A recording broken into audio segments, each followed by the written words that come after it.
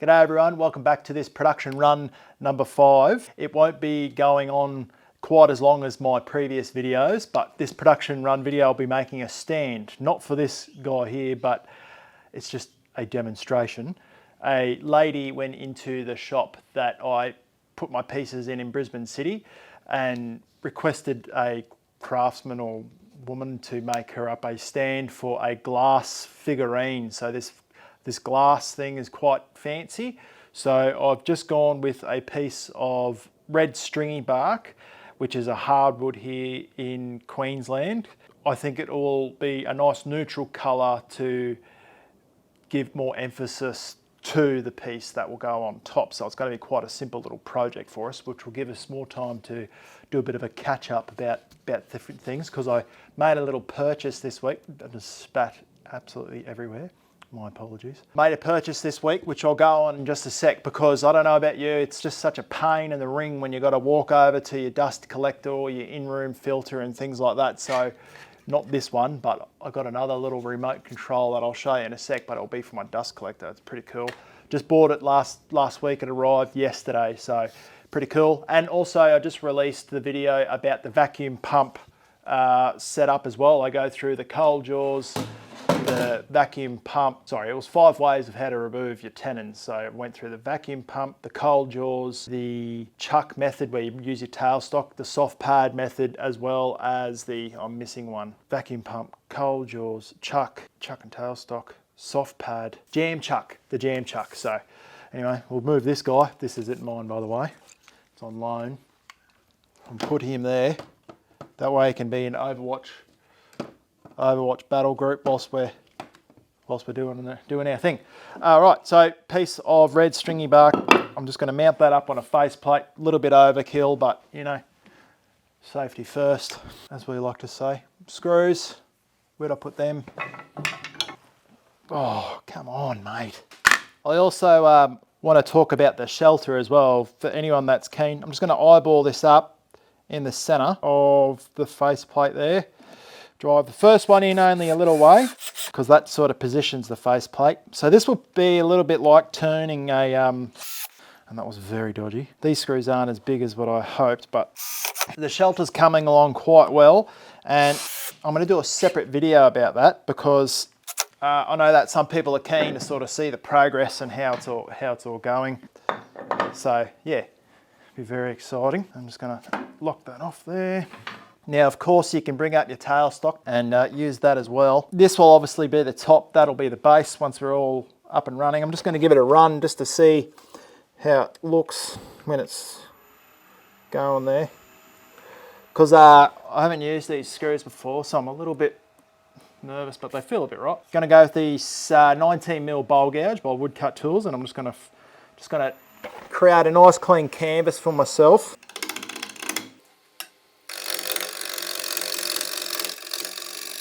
Now it's really hard stuff, this. As I'm doing that, I've just got that tool down there, and I've got my finger running along that tool rest behind the bar there, like that, and I'm just sort of kissing the timber with it, rolling my right hip around, and then driving that gouge forward. Just see how that looks, and that enables me to shoot the shavings that way, away from me. So I call that the doorway. In the military and police forces and stuff, you don't stand in the doorways because it's a funnel and it's just an easy way. But anyway, so I've got a little bit more to go, because that's where I'm aiming all my fire, that way. So if anything chips off at any time, it's going to go that way. And you can see where I've got my head.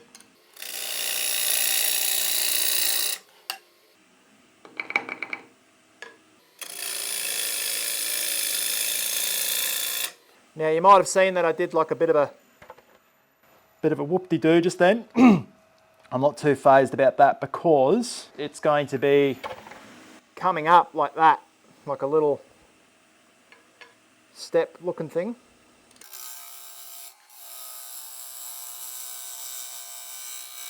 If you're worried about it tearing out at the top, just come back the other way. Righto. And of course we've got a little crack in there, very annoying. That's all right, we might be able to sort that out with a bit of glue. So now I'm just going to press across, like I'm just going to press in. But for those that have been watching my Instagram stuff, I'll put my Instagram handle on the screen, Kerry Corny, and my photo. Got a big cheesy smile on my face. Not like a salesman smile, but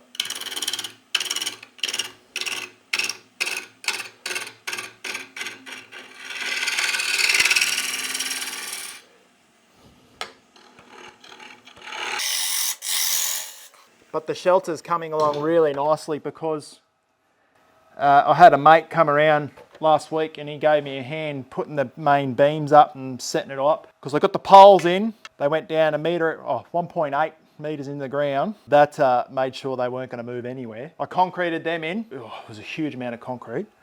Used a 450mm auger, like on an 8-ton excavator to drill down because we were in rock and everything was hectic. And then after that, this is the reason why I want to make the other video, because I believe if anyone out there wants to make sort of like a bit of a, you know, a country outback sort of shelter, it doesn't cost an arm and a leg. It's quite inexpensive to make. I can hopefully help you out in some of the stuff that I've learnt. If that interests you, just let me know in the comments, because or any questions about it as well, because it was quite a challenge to make. With this, I'm gonna have the base really, really wide because I don't want this piece rocking around on the table. I might trim that up now, then we'll mark it up.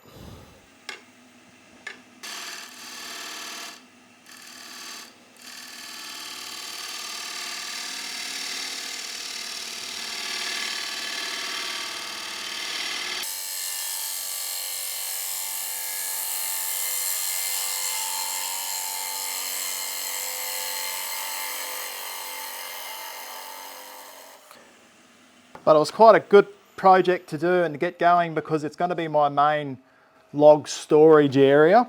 So where I store timber, where I'll park trailers and stuff like that, just to get it all out of the weather, because at the moment I'm running everything under tarps and it's doing my head in. Just going to mark the back of the tenon now, so I've got the size of the jaws. They want to go, I'm making a recess, so I'm mortise, and I'm going to use the left side to then eyeball the right, well, the right side will follow the line that the left side makes. So we'll go there. And now I'm in the inside on the right there, you can see it. So I'm just going to shift to the right a little bit. No, I'm not. What am I doing? I'm going to go to the left. I'm going to go to the left, Kez. So I'm still a little bit, oh goodness. I'm thinking about shelters and business. Oh, that's embarrassing. Let's get rid of that. Oh, goodness.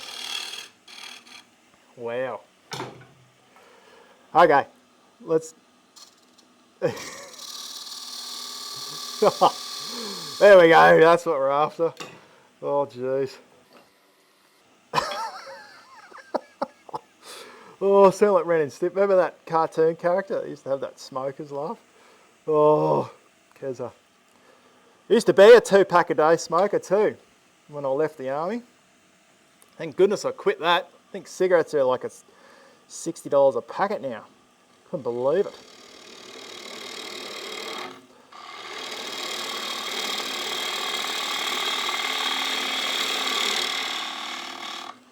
Just using the GL5 to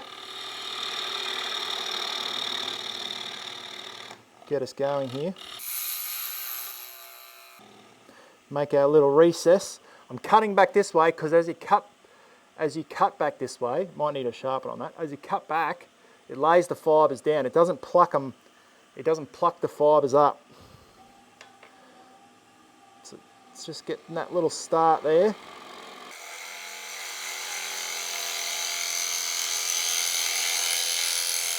Because as I spoke about in that sharpening video, you want to get the best possible finish you can off your tools. So that's what I try and do anyway. Laying this down now, I'm still thinking about that tenon mark up with a recess mark. Oh, Kezza.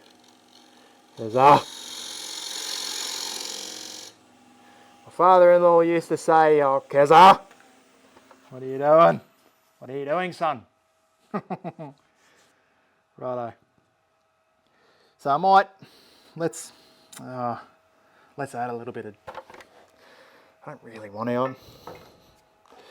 We'll make another little cut back this way. That one's feeling a bit blunt. So we'll go to the Woodcut 16. I think I used that the other day. Just going to drop that touch.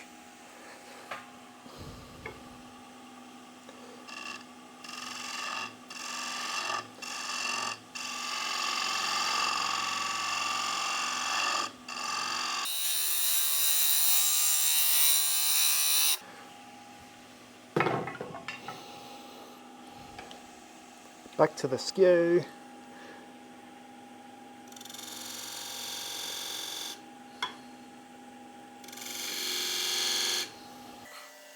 Just so when she looks underneath, it looks all nice and, you know, pretty. This little, I don't know why, but that's feeling blunt. I'm just going to go down to a little 1/4 inch, little 12mm gouge here, and I'm just going to define this little edge now.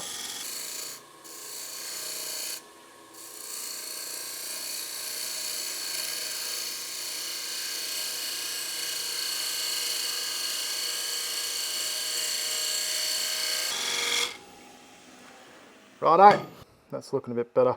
What I'm going to do, where's that little, oh geez, it's small, isn't it? Little crack.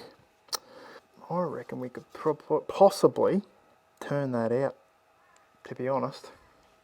I reckon we could turn it off. Just going to check the width, because they wanted it to be 150mm. Sweet, that is beautiful. So we've got the room there. I'm just going to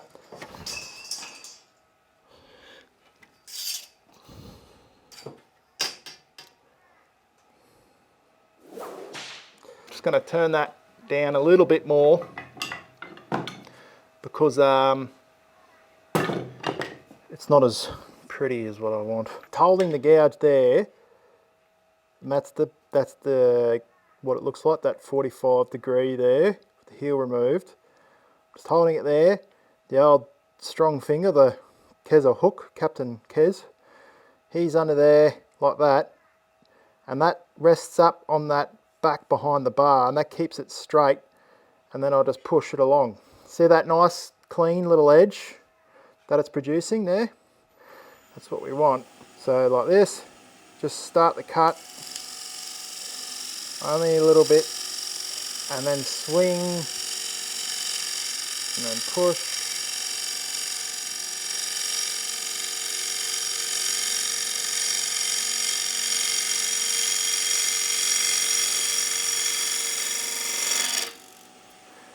And then we'll see if we remove that crack. If we have, we'll be right. That edge there will be razor sharp. Just be careful when you do that. And we've got a little bit more to go. That little crack's still haunting us. A little bit more.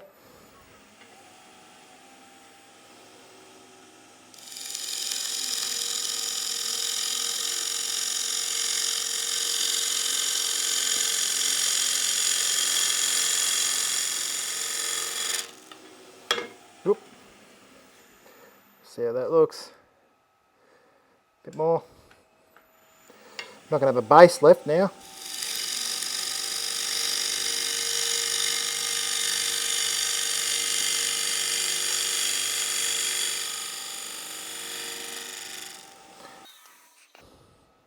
One more.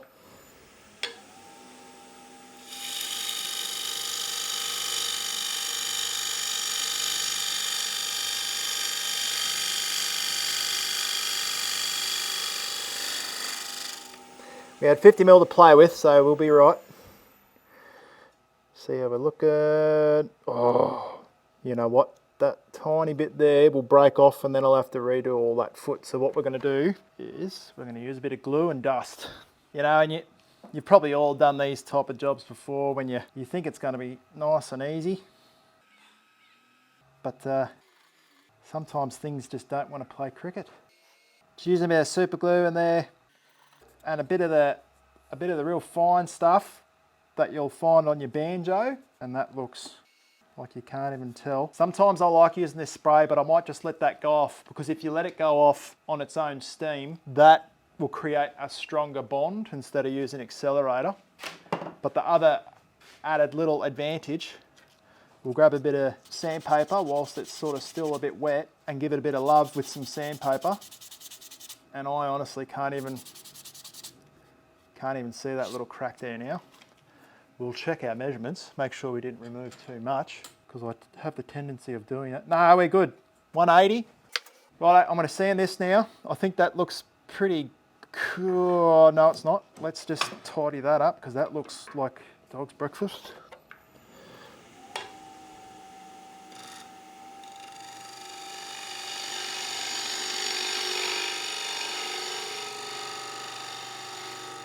Cool. Just going to sand this quickly and I'll be right with you. Righto, so what I wanted to show you earlier, whilst we get some oil on this, is this system here. It's called an IVAC system. So that connects up to the dust collector. So I'll be able to, in the future, and I've put it down somewhere, and now I can't remember where I've put it. Over here. Because it'll live in my little tray here, is this little remote control. How cool is that? You know the old fellas when they got the cases on their phones?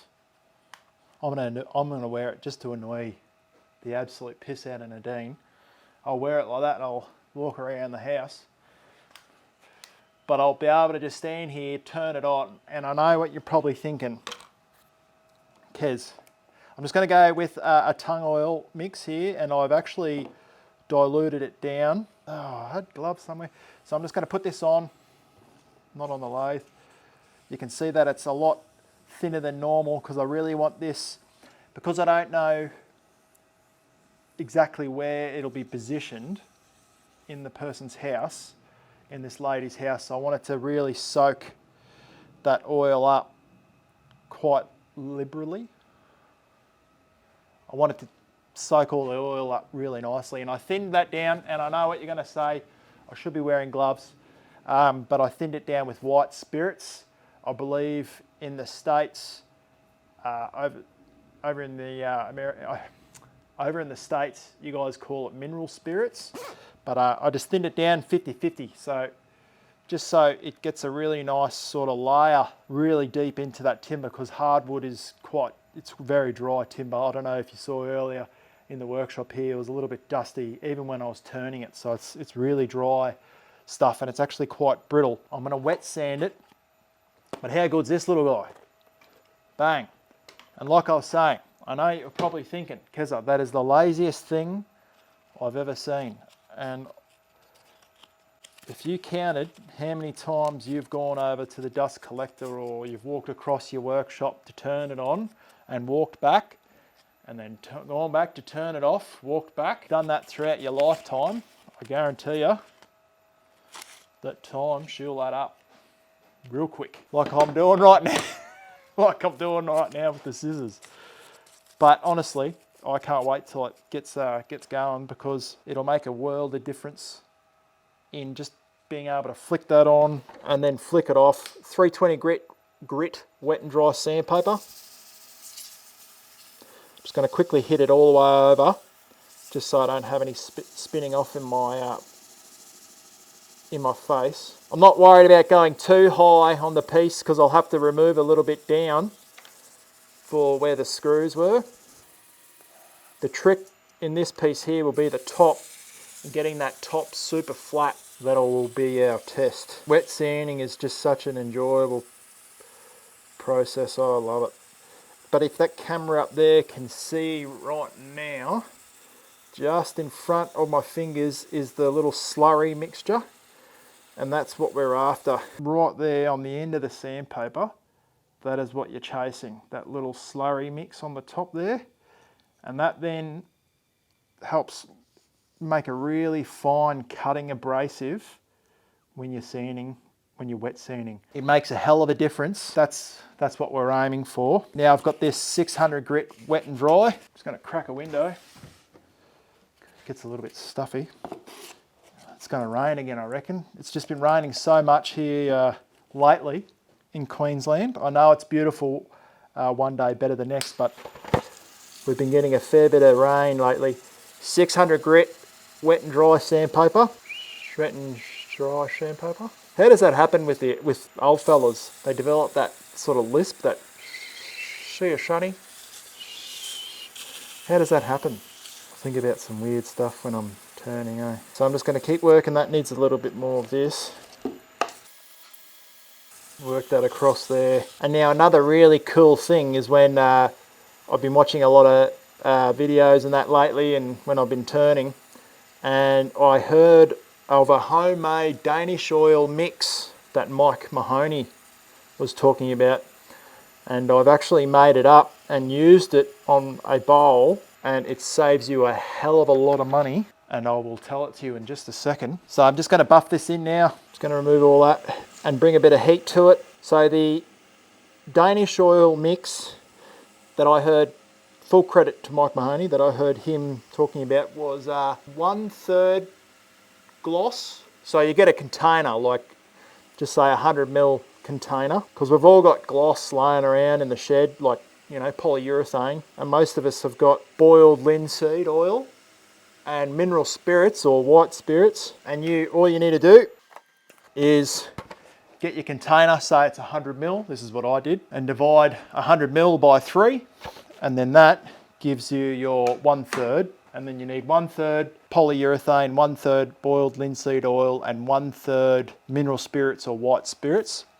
But the really cool, what you need to look out for is when you are using that mix, is that some boiled linseeds, they have like a drying agent in it. Before, when I was turning, I forgot to mention, when you want to check to make sure you've got a really flat base, is just to hold your ruler up against the base. And if you can see daylight underneath there, you're home and hosed. That means it'll sit on the feet, on the outer edges, without bottoming out in the middle. But one thing that I wanted to say, was about those drying agents. Just be careful, because you don't want to add another drying agent to it, because then you're not getting the proper chemical, or you're not getting the proper compound, I guess. Or, you know, they've added thinners to it, and then you go to put it on, and it's like, it's too thin then. So you want to get some of the real proper mixes when you're doing it. I hope that makes sense. Now I'm just going to put this on here, nice and gentle.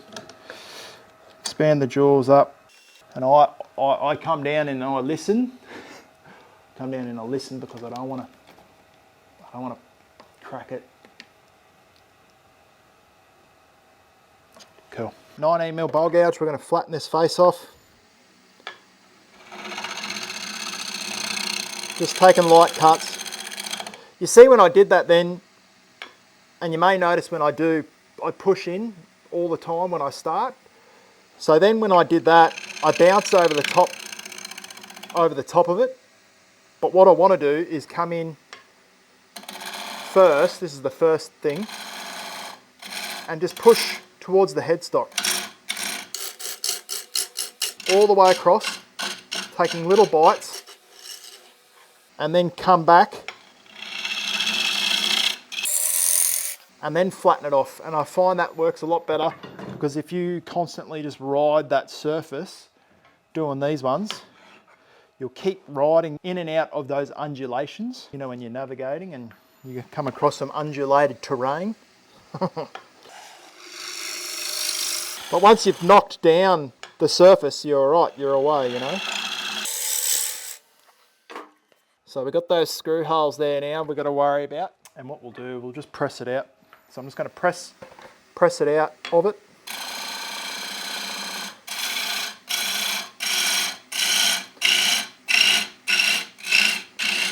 And now remember, you're going to look at this and you go, that is such a simple little stand, but I don't want it, like I said at the start, I don't want it to detract from this beautiful piece. I'll find out eventually, and I'll post it on the community page of what the finished item that goes on top, because I have no idea. I've heard it's like a family heirloom or a real old piece. I'd love to tell you the speed I'm turning at, but my speedo is broken.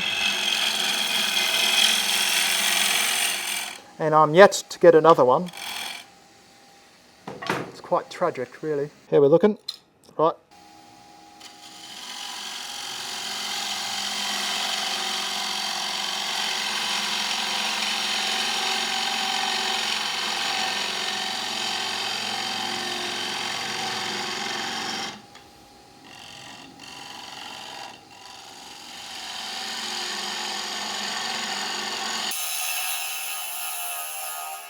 Oop. Running a little bit low there. Just going to check that surface. See how it's... Oh, I've still got those screw holes. Righto, so what I'm doing is I need to remove a little bit further, move a little bit more from the outside and less from the inside.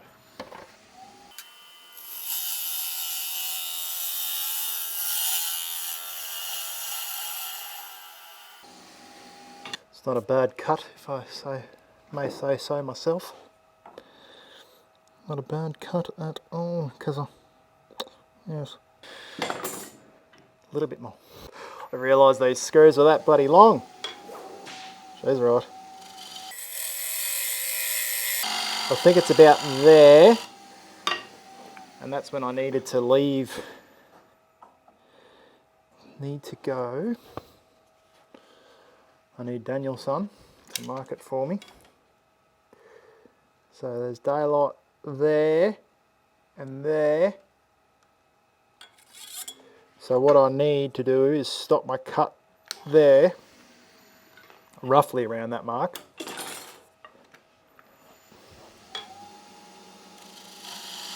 Oop.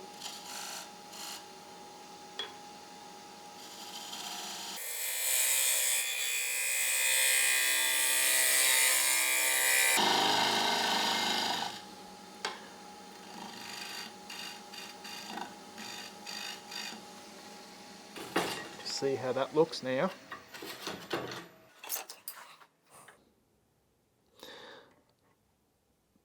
Wunderbar.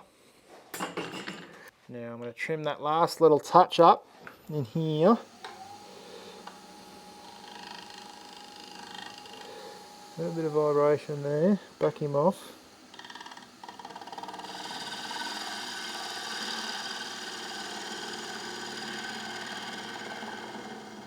Nice and slow towards the centre. Oh, that is beautiful. I couldn't have done that if I bloody tried all week. So that's nice and flat there now. So I am stoked with that, but obviously as we've come down, what we've done is made it a little bit bigger than what she hoped for, but you know.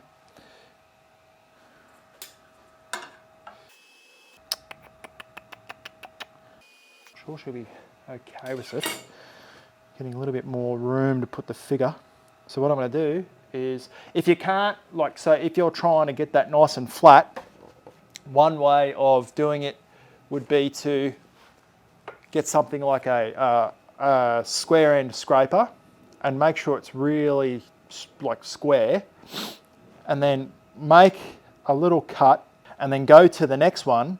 You've made that cut there, and then you come to the next bit in towards the center, and then you bring it down to match the next one, and then you repeat it. So then you go to the next bit and it's a little bit higher than the last one, and you bring that down a little bit to match that next one, and so on and so forth. So you're continually just shrinking it down to match the last cut, and then it'll be straight across all the way through. Does that make sense? So if anyone's been on an excavator or seen roadworks and things like that, or grader operators, they will make their sort of little first cut, come back, and then they have their trailing or their bucket match in, blending in with that last cut. So they'll have a quarter of the bucket or half the blade or whatever over on the last cut, and then cut back, tying in with that previous cut. So it'll be nice and flat all the way across the surface. So a little bit of earthworks and a little bit of wood turning there for you. Right, I'm going to sand this up. Let's go. Right, so I just messaged the client, and what they want, like a little step into the 150mm mark, so it sort of highlights it a little bit more. So what we're going to do is we're going to mark the center. Daniel's son's going to do that for us there. Then we're going to mark 75mm, which is here. Let's go 76. It'll be between you and me. Right? We know that's all right in the center there. We really don't need to touch that. So what I'm going to do is just going to step this little bit down here. We'll use this square end here, starting out there. And now you'll be able to see what I was talking about. So I've already made that cut there. I'm going to come into this next bit, halfway between the tool, and press it down until it matches in with that other cut. You see, I've got a little tiny line there, but that'll just stand out. Righto. And then go halfway again and bring it down till it just makes that other little line just disappear. Again. And then we'll be right. So let's have a look. And I can't believe that didn't cause any torn grain, but I'll take it down a little bit more. I reckon a little bit more will look a bit nicer. So a little bit more definition in the step. Oop.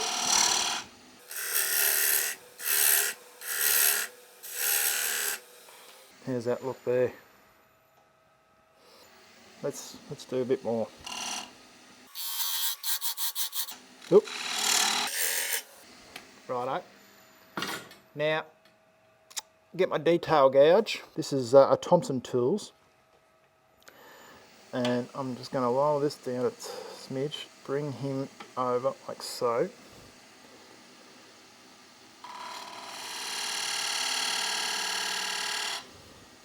And I'm gonna row the boat, so I'm gonna go up, down like so, holding it fairly firm.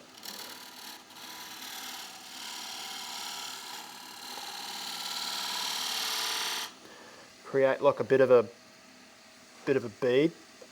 I'll do that again with it off. So all I did was using the side wing here of the gouge, side wing here. I'm sure you all know what I mean by side wing. So using the side wing just there of the gouge, I have this hand, my left hand, holding that tool fairly firm so it doesn't skate around. My hand is back here, and I learnt this off Glenn Lucas, like you're rowing a boat. So the side wing's just going to touch it there. I'll move my hand back so you can see. Touch it there, come around, and as I'm going down into the groove, I raise that handle up so the point goes in. So it's like that. So if I was going the other way and making beads across, it would be, it'd be going down, over, and then down.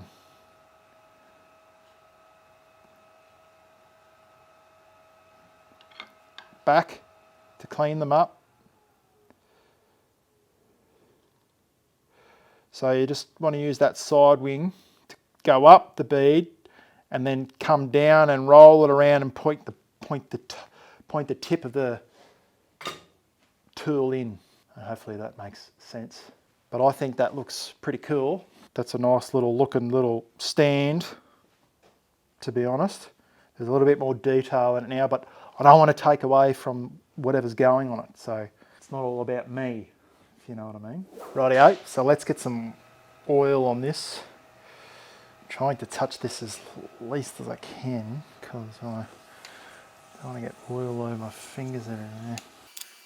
Let that oil really get on it there. So I've been asking in the comments lately if anyone has any videos that they would like to see me cover in any upcoming videos. in any upcoming videos, if anyone would like to see me do or cover anything, just mention it in the comments. And if you don't want it to mention in the comments and for it to be public, just message me or email me on either on Instagram or my email address, which is found on my website, kerrycorney.com, or my handle for my Instagram. I'll put it down the bottom here, so you can find me over there. Message me and we can keep it between us, and I'll just make the video covering whatever question you had. But I'm finding with this 50%, just off topic, 50% tung oil mix with the mineral spirits is working really well, and it's getting really nice and deep into the pores, which I'm stoked with, and that'll speed up the curing time as well. So I'm pretty happy about that. I'm looking for my helmet. My helmet's right there, having a bloke's look, as my beautiful darling would say. So I'm going to turn the lathe speed down, 320 grit again. I'm just going to lightly bring it up without getting oil all over myself, like I kind of did a little bit. And I'm just going to go back over that little area as well. When I was sanding with the power head sander on the drill, I'm rushing this a little bit too. Normally I'd let it sit for a little bit longer. I'd take it off and do the next thing, but we'll just get this done. And then I'll let it rest overnight, around 24 hours. Just put another coat of oil on, hit it with some steel wool, and then put another coat of oil on. When I was using the power head sander, I was being very careful not to roll this edge that I've done with the gouge, because it's very nice and crisp. And to me looking at it, I know that when I see other pieces, I can see if it's been done with the tool, and then I can see if it's been rolled with the sander. So you start to pick up on stuff like that. But with that, I can still tell that my tool edge is there. Not saying that you can see tool marks, but you can tell that it's a really crisp line. And we've all seen it before when you've seen something been hit with the sander, and it just takes that little bit of crispness away from it, that nice crisp edge. It just removes it. So you want to be real careful. And I had some up here before, but I was just rolling the sandpaper after I take it off the drill. Instead of talking about it, I'll show you. Someone wrote a comment about too much talking, not enough turning. Who's this young whippersnapper? So all I did is when I was turning, I would just go in there like that, bang, hit it there, and then come back off. And then go across, like so, and then come back off. A little light touch there, just in case this edge here lost its crispness. I just touched that, but I wouldn't go around the edge like that, and I wouldn't go over that or come up and over it. I would then take the little sandpaper disc off, which I now have thrown in the bin. That's my sandpaper holder there. I'm going to need this guy in just a second. He can go down there. So then I would get my sandpaper, take it off the drill, and then fold it, and then just lightly go on the side of it, and then roll the side. So I go like that, and then just bring it up, and then come off. I hope that makes sense. I'd go into it, so meeting into the foot, the toe of it, and then come up to the shoulder, and that was it. That's all I did. I didn't roll over it, and didn't want to lose the crispiness of it.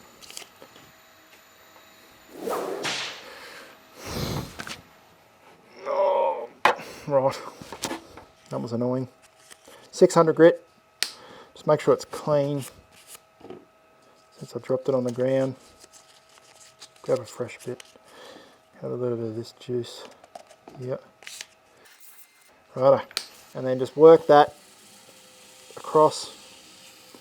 Don't stay in one spot too long. Right, now I'm just going to buff that.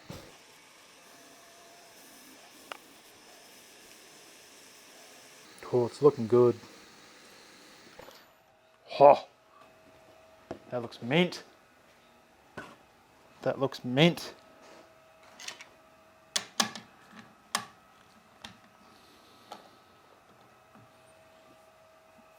I'll go and sign that in a bit. Let that oil soak in there. Put me a little mate on there.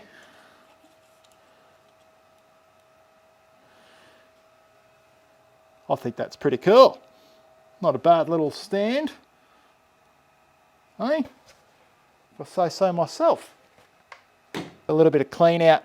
Oh, and how I clean that out. Sometimes you get oil caught up in your little grooves. Get the air compressor and just blow it up.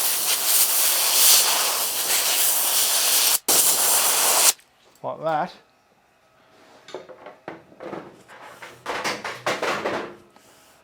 I'm like a bull in a china shop today.